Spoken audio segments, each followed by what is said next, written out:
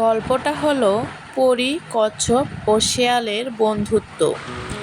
এক গভীর বনের মধ্যে একটি সুন্দর পরী, একটি কচ্ছপ এবং একটি শেয়াল বাস করত। পরীর ডানা ছিল রঙিন, কচ্ছপের খোলস ছিল মজবুত আর শেয়াল ছিল চতুর। তারা তিনজনে ছিল খুব ভালো বন্ধু। একদিন শেয়াল ভাবলো, আমি তো অনেক চালাক, পরীর ডানার মতো যদি আমার ওড়ার ক্ষমতা থাকতো তাহলে কত মজা হতো। এই ভেবে সে পরীর কাছে গিয়ে বলল, পরী, তুমি তো উড়তে পারো, আমাদেরকেও একটু উড়তে শেখাও না, আমরা খুব আনন্দ পাবো। পরী মুচকি হেসে বলল, উড়তে চাও? ঠিক আছে, কিন্তু আগে তোমাদেরকে পরীক্ষায় পাশ করতে হবে। পরী শিয়াল ও কচ্ছপকে একটি পুকুরের ধারে নিয়ে গেল। পরী বলল, এই পুকুরটা পার হয়ে আসতে হবে, তারপর তোমাদেরকে ওড়ার ক্ষমতা দেব। শেয়াল তো চালাক, সে ভাবলো, আমি তো খুব দ্রুত দৌড়াতে পারি। কচ্ছপ তো অনেক ধীর, আমি সহজেই আগে পৌঁছে যাব।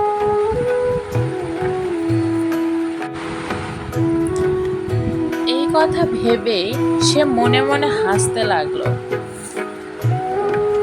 এবং পুকুরে লাফ দেওয়ার জন্য প্রস্তুতি নিতে লাগলো।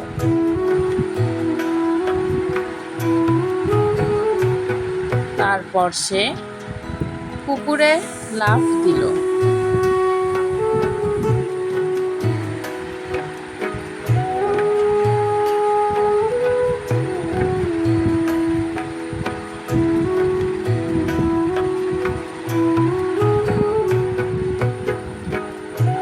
পুকুরে লাফ দেওয়ার পর সে দেখলো পুকুরটা অনেক গভীর, সে তো তাতে ডুবে যাবে।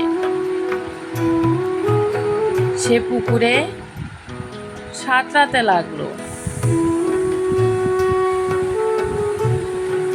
এবং কোনো মতে নিজেকে বাঁচিয়ে আবার ঘুরে পুকুরের পাড়ে চলে আসলো।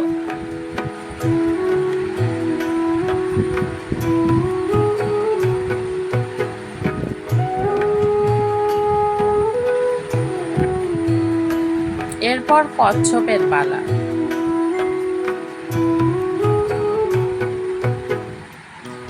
কচ্ছপটিও পুকুরে লাফ দিল।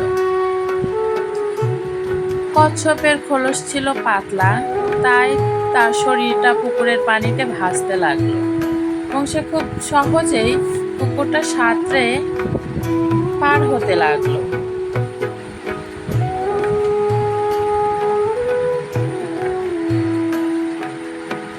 এক সময় সে সাঁতরে পুকুরের অপর প্রান্তে চলে আসলো এবং পাড়ে উঠে পড়ল।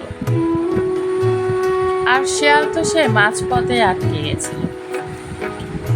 তারপর পরী বলল, শেয়াল, তোমার চালাকি আর ধূর্ততা এখানে কাজে আসেনি। কচ্ছপ ধৈর্য ধরে ধীরে ধীরে পুকুর পার হয়েছে, তার শক্তি আর মনোবল তাকে সাহায্য করেছে। শেয়াল তার ভুল বুঝতে পারল এবং বলল, তুমি ঠিকই বলেছ পরী, শুধু চালাকি নয়, ধৈর্য আর সাহসও দরকার। পরী হেসে বলল, তোমরা দুজনেই আজকে কিছু শিখলে।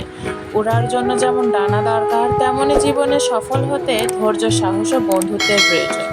এই কথা শুনে কচ্ছপ আর শেয়াল পরীর সাথে মিলে হাসলো। তারা তিনজনে একসাথে আনন্দ করতে করতে বনের মধ্যে হারিয়ে গেল।